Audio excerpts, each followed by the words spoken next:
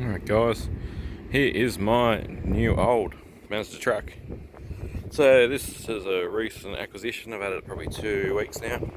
It's a T4100, which is Mazda Titan 4100. They just abbreviated it to T in Australia.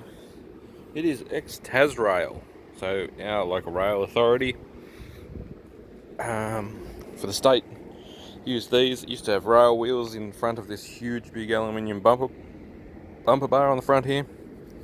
It used to have a hydraulics pack that pushed down onto the rails and it stood the front wheels off the rail.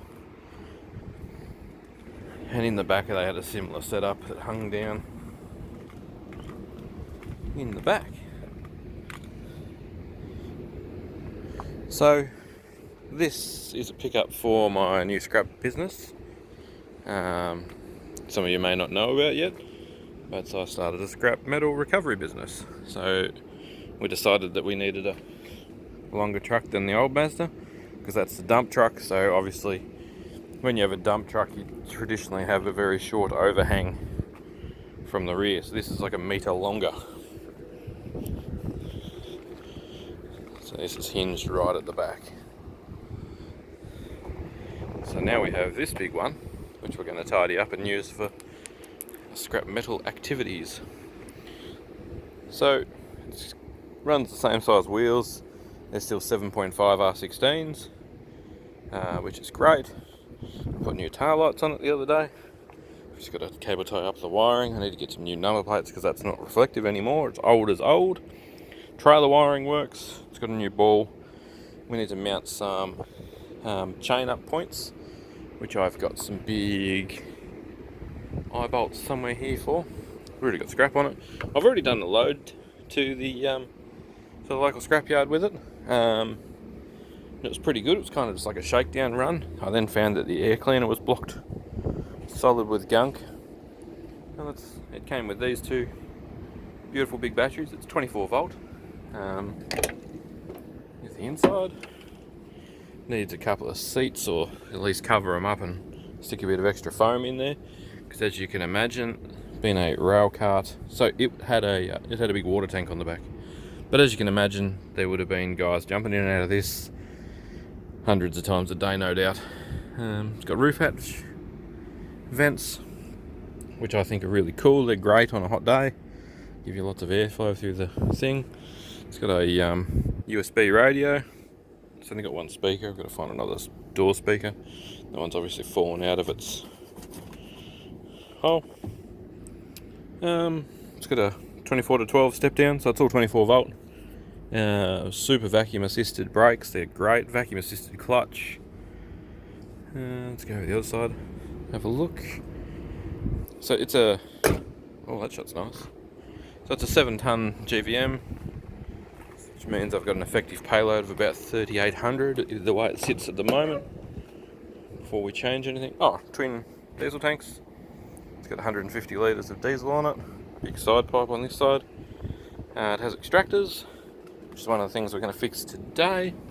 This extractor on this side, on the back side of that collector down there where the pipe drops out, has a hole in it, and it's blowing against the block, which is not good for anything, because that's not where you want your hot air, because it blows there when it's accelerating and when it's on the engine brake, so that's no good.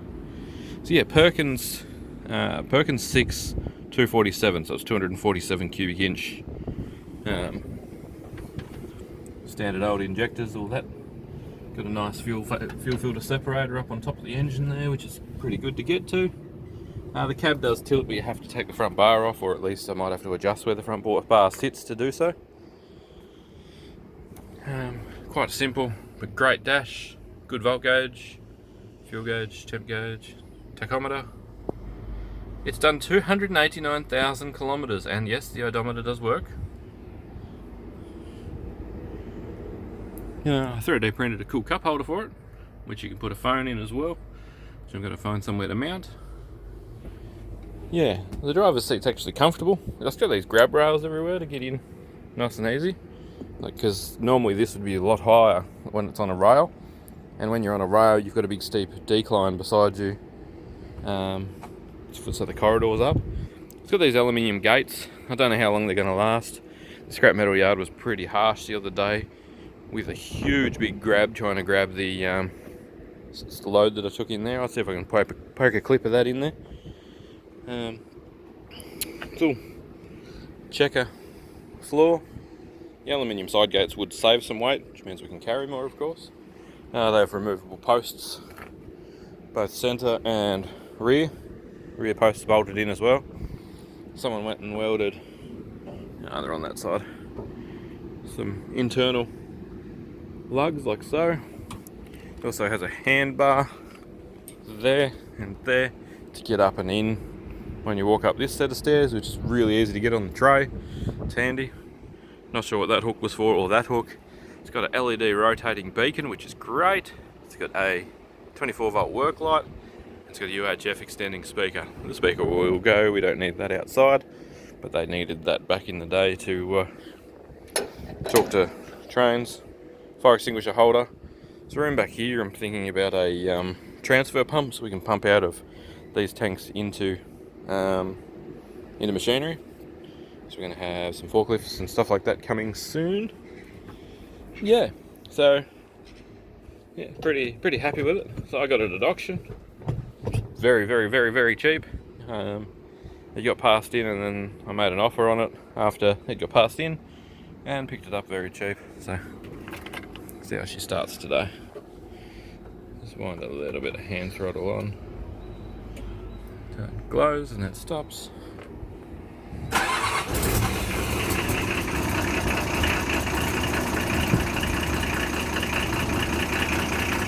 Starts that easy. You can hear a bit of an exhaust leak down here.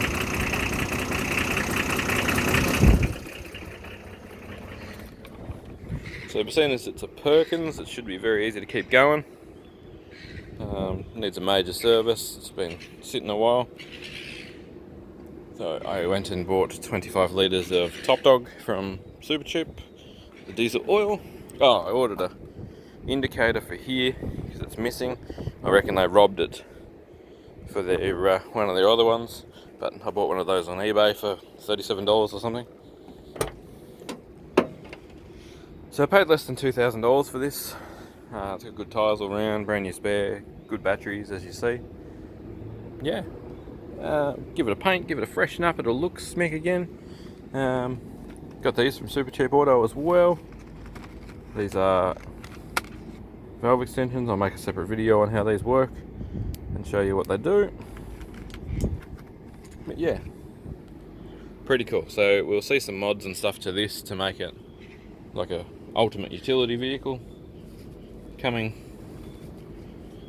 soon. But yeah, it's going to cut some pretty decent loads. Between that and my big plant trailer, it gives me a big ability to move lots of things. And I can also take an excavator to a job and take this full of metal or whatever, or product or plumbing gear, all those kinds of things. We will set up a rear hurdle for it so we can carry 6 and 8 metre lengths of stuff. We should be able to get away with 8 on this one. But yeah, we really couldn't with the Mazda. It was the other Mazda, it's a lot shorter, the T4000. So this is a 6-cylinder, that's 4-cylinder. I believe that engine's actually made by Mazda in the T4000. Some extra lights set up on it. The headlights are pretty good now, but we'll probably be doing some early morning, late night trips to scrap metal yards and back from them and stuff like that. And yeah, it's pretty cool. Pretty happy. It's in reasonable condition for its age. It's an 86 model.